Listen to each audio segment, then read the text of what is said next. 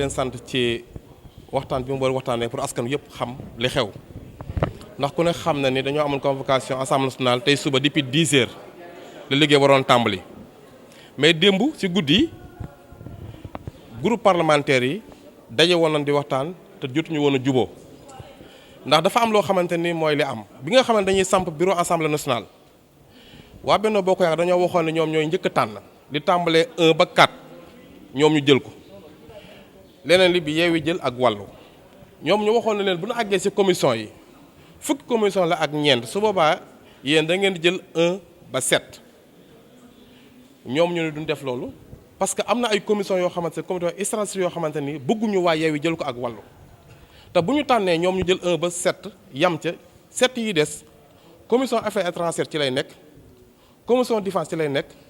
commission contrôle et comptable ci lay nekk commission évaluation ci lay nekk yooyu dafa war a ñëw ci opposition bi nga xamante ni wax nañ ci jubóowuñu bi ma ko waxee en tant que le vice-président groupe parlementaire liberté et démocratie du changement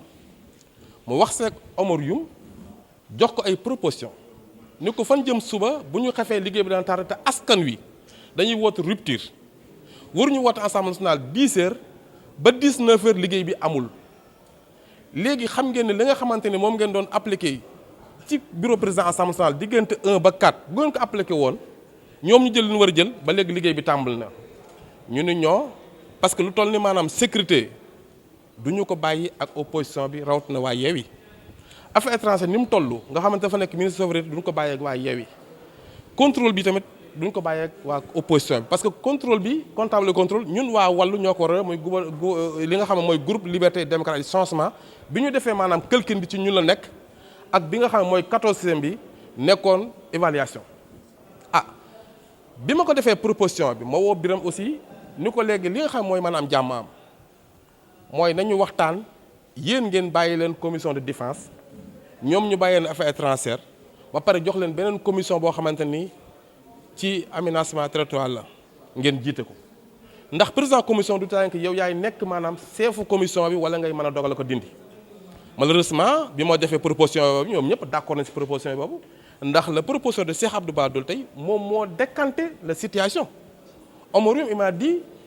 li ma ko wax yónnee na président de la république message ndax dafa voyage ci guddi gi jóge woon loolu war dem États-Unis bi mu xëyee soo président de la république confirmé ko li nga xamante ne mooy proposition bi ma defoon pour que maanaam Yewwi am lii Wallu am lii li nga xamante ni maanaam mooy waa Benno Bokk Yaakaar jël commission de défense mu am beneen problème boo xamante ni dafa am ndax koo xamante ni yaa doon buur di bunni daa am fukk ak ñett tey nga am juróom-ñaar yor ay kàngam yoo xam ne dañoo yor ay parti nekkoon ay ministre séddale day jafe ndax commission affaires étrangères bi ñu koy tànn ñoom duñ ko bëggoon joxoon ku ñuy wax Cheikh Tidiane Gadio mais malheureusement mujjul dem ci ñoom tey Ablaye Balde mi nga xamante ni tey mi ngi ci ñoom bi ñuy laaj défense pour jox ko Ablaye Balde moo tax ñu ko doon laaj malheureusement bi nga xamante ne Yewwi bëgg na jàmm ndax bëgg jàmm moo tax mu dangoo bàyyi ndax bu ko bëggutoon du ko joxe ndax neexul ba neexul mais comme dañ ko defoon kenn ku nekk la nga war a am nga am ko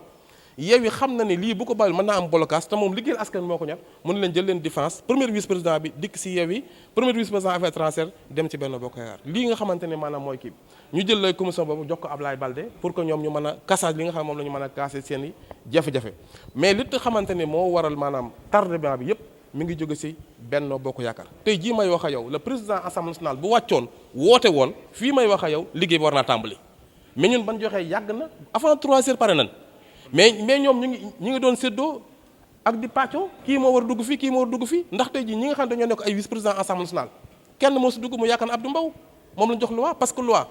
jàpp na ni commission loi ñun yëpp loi yoo xam ne bëgg nañ ko def tey jii ay réformes yu bees ci loi lañ ko bëgg jaarale moo tax ñu dénk ko commission boobu peut-être mais li am solo rek mooy le premier vice président deuxième vice président commission loi deuxième bi dafa dikk ci Wallu Saliou Dieng jiite ko première bi dem ci Yewwi kon jàpp naa ni dañ ko partagé ñoom commission yi par 30 la fu ñu am 15 ñun am nañ fa 15 kon li am solo rek mooy li ma leen waxoon ñu xool li nga xam mooy doxal assemblée nationale ñu di ko dox tey respecté heure yi assemblée nationale warul nekk koo xamante ni yow yaa war a joxe un bon exemple tey ji mënu ma nangu ma am retard parce que lu mat fukki waxtu ak ñett nga def ko retard travaux yi askan taxaw dañuy xaar loolu c'est honte pour ñi nga xam ñoom ñu jiite assemblée nationale. c'est vraiment mais ñoom dañoo wax ne loolu amul ndax yéen a doon xëccoo lu jëm ci wàllu président commission yi ñoom pare nañ bu yàgg ba dugg nañ ci. xam nga loolu ay waxi bojo la parce que ñiy wax loolu xamuñ si dara ñoom ay langaamitu lan tey jii ñoo ñu jox ñoom seen commission yi sax nekkuñ seen département jiituwuñ seen gox daanaka maanaam toppantaan moo tax ñu neexal leen ba jox leen commission yooyu noonu li am solo mooy ñun ba ñu paree yàgg na avant 14 heures ñun par nañ suñu commission ba déposé ko ban jox ñu li nga xam mooy décharge bi ñoom ñoo parewutoon ñoom ñi ngi doog a pare nii fi ñu toll may wax ak yow le président groupe parlementaire Benno Bokk Yaakaar nekku ci salle bi mi ngi bureau secrétaire général ñuy dugal kon ko loolu ma la woon topp ki doon wax noonu xamu si dara xale bu ndaw la boo xamante ni xamul li muy wax lu mu doon lu ko neexal bu bëggee ñu jox ko muuraak mu dem tëdd nelaw merci. waaw xam nga loi bi li mu prévoir mooy bu fekkente ne dañuy tànn li jëm ci maanaam membre du bureau assemblée nationale article 9 kenn ku nekk maanaam da ngay jël moitié bi ñii jël 7 ñii jël 7 muy 14 léegi nag li nga xamante noonu la nga ko war a tërale mooy dañoo sukkandiku woon ci bi nga xamante dañuy tëral bureau assemblée nationale bi mu nekkee 8 ñii jël 1 ba 4 yeneen 4 yi ñu bàyyi ko opposition bi noonu ñu ko tërale woon ci bureau bi te amutoon problème bureau bi ñuy monté bureau assemblée nationale noonu la ko waroon tërale ci bi ñuy monté commission yi mais li nga xamante ni moo nekk nag li si am si biir mooy dafa am ñetti commission ba ñeenti commission yoo xamante ni waa Benno Bokk Yaakaar bëgguñ ko bàyyi opposition bi ndax benn xaalis bi ñuy war a ceytu assemblée nationale bëgguñ waa Benno Bokk Yaakaar yore ko pour mën a ceytu xaalisu assemblée nationale bi beneen bi commission délégation bëgguñu opposition bi yor ko commission défense bëgguñu opposition bi yor ko commission affaires étrangères bëgguñu opposition bi yor te yooyu yëpp ci opposition bi war a dellu si waatoon malheureusement ñun ñi nga xamante ni waa wàllu muy ko waa muy liberté et démocratie bi Lamine Thiam xamee loolu moom malgré que commission bi si moom la akki woon mais dafa xam ni commission boobu noonu ku ko yore te nekkuloo si majorité bi doo liggéey parce que ñaar fukki nit ñooy ne si commission boobu bu fukki yiw bañee ñëw commission bi du liggéey ñi ko yoroon biñ masaa bind ki nga xam ne mooy secrétaire bi bi nga xamante moo yoree mbirum trésorier bi mooy questeur nanguwuñ ko jox documents yi président assemblée nationale buñ ko laajee nanguwut a joxe kon jàpp naa ne tey ku bëgg liggéey commission boobu donc comme ñoom commission musta daje ak commission bi nga xam mooy délégation musta def réunion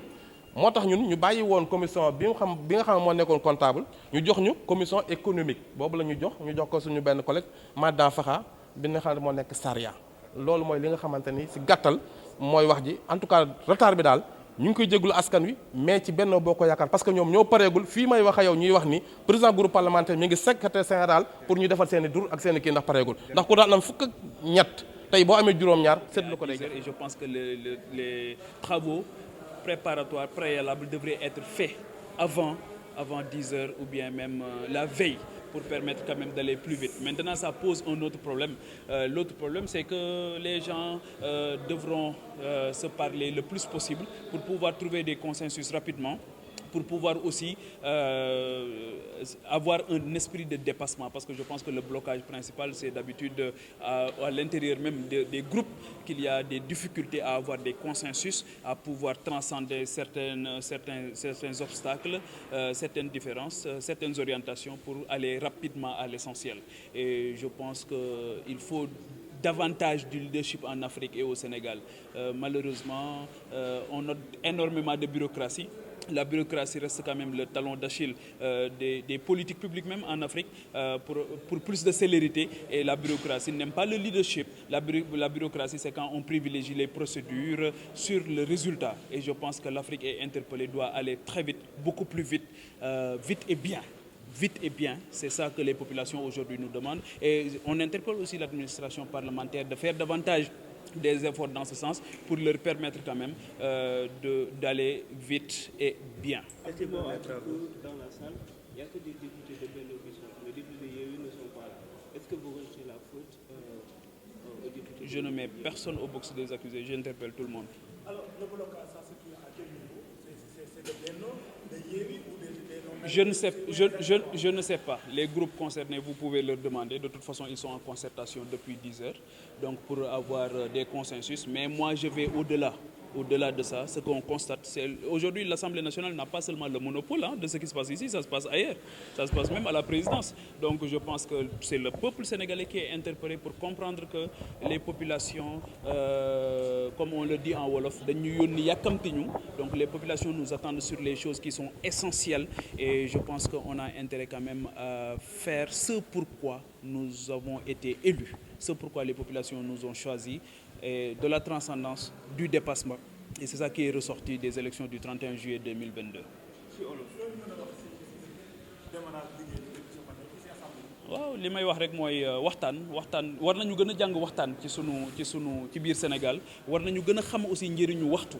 temps dafa am solo donc je pense que réew yi raw yëpp tey jii rapport bi ñu am ak temps moo tax ñu raw mooy aller vite et bien et je pense que ne ñun ci procédure yi la ñuy nekk ci kii donc il y a trop de bureaucratie et malheureusement ça nous empêche d'aller beneen bi mooy il faut que ñu jàng waxtaan boo xam dinañu permettre ñu mën a dépasser li nga xamante ni moom moo ñu wuutale ba mën a dem ci essentiel bi parce que li ñuy def si fii tey jii lu am solo la mooy les commissions donc loolu mënoon nañu ko def démb wala fan yi ñu romb ba nga xamante ni sax tey jii bu ñu ñëwee dinañ gaaw parce que wax dëgg yàlla toog nañ fi toogaay bi ni ma ko doon wax léegi ci wolof am na ñu bari ñoo xam xëy na seen yaram sax mayu leen ñu yàgg ci toogaay benn yàggaay bi donc loolu moo tax tey jii li tax sénégalais yi tànnuñu mooy ñu waxtaane mbënd mi ñu waxtaane suñu gazu Sénégal waxtaane pétrole Sénégal waxtaane li nga xamante ni moom mooy xëyu ndaw ñi loolu dañ ñu ciy xaar bu baax a baax moo tax yii daal nañu gaaw romb ko jublu ci li nga xamante ni moo tax sénégalais yi fal ñu maintenant est-ce que trouver un responsable ak yooyu par rapport à la situation dem leen ngeen laaj leen ñoom fan la problème bi nekk ñun de toute façon depuis 10 heures on est là on n'a pas été en retard donc ñoo ngi toog di xaar ñoom saa bu ñu paree rek ñu ñëw ñu waxtaanee li nga xamante ni moom la ñu sénégalais yi li tax ñu yebal ñu ci barab bi. déggoo nee naa la xaw ma yeewi la fa xew xaw ma ko bennoo la fa xew xaw ma ko. administration parlementaire wax naa la interpellé nañ leen administration parlementaire mais lii gis nga du fii rek de Sénégal gi yëpp la moo xew ci seen rédaction yi moo xew ci palais de la République moo xew fépp waaw lii moom problème mu Sénégal la boo xam war nañ ci góorgóorlu ñun ñëpp ci war a góorgóorlu donc tout le monde est au box des accusés loolu tam muy dëgg waaw nekk fii naan diw la Samba la wala Demba la tamit wax dëgg yàlla c'est vouloir trouver un coupable du jour mais nous sommes tous coupables.